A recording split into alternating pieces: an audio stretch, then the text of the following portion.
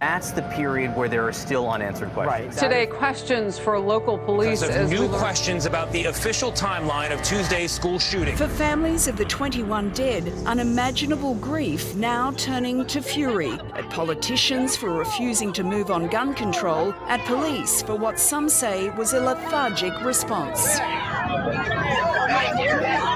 New videos from the day of the attack show desperate parents outside the school pleading with police to go in and help their children.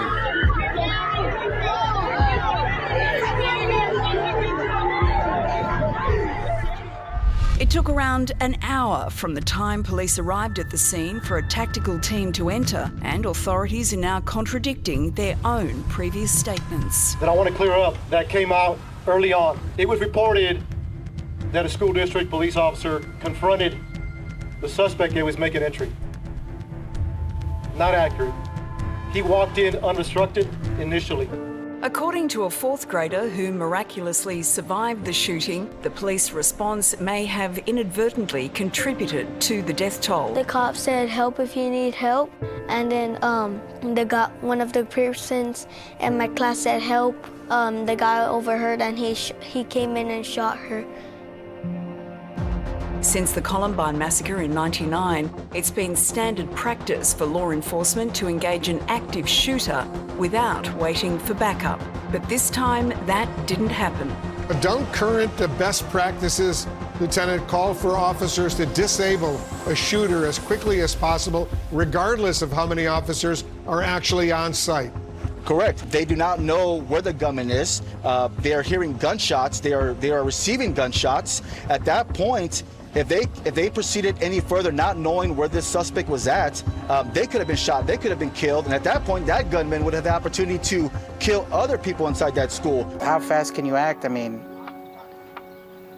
I don't know. I don't know how much of a difference it would have made. You know, if maybe they could have acted faster. Uvalde, a town of 16,000 people, spends approximately 40% of its annual city budget on its police force. And that includes a SWAT team that 2 years ago conducted drills in local schools for this exact scenario. We will continue working together to make Uvalde the safest place to live.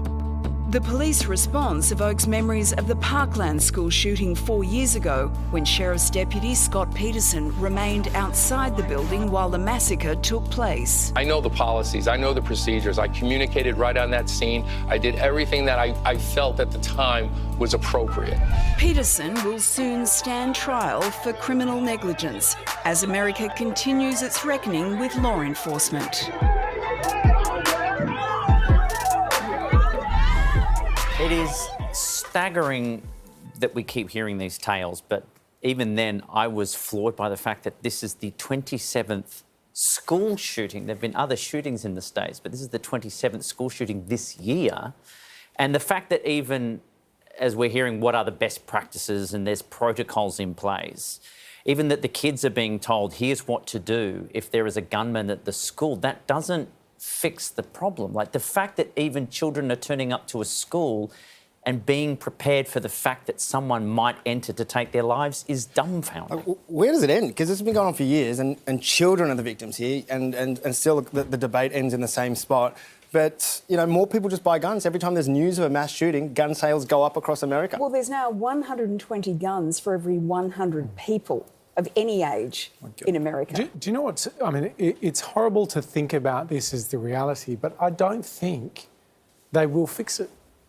And I know that feels and sounds hopeless, and we never really have that response to, tragedies that are, human. Is this what you get with, freedom on the one hand? But I just, aside from the ideology, I don't think America can or will fix it. And we'll hear a lot of sorrow and a lot of intention, undoubtedly good intention. And outrage. That's the other part that is hard to swallow. But I don't think they have the capacity. You said 27th school shooting this year. Do you know how many mass shootings there have been in America this year? It's 213. That's extraordinary. This year. Last year, there were 693 mass shootings in the United States.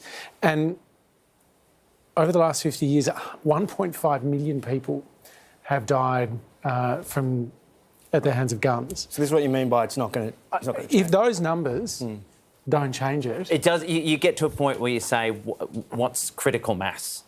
And surely that's Well, happening if by now. 1.5 million people Exactly. isn't critical mass, I think Hamish is probably right, tragically.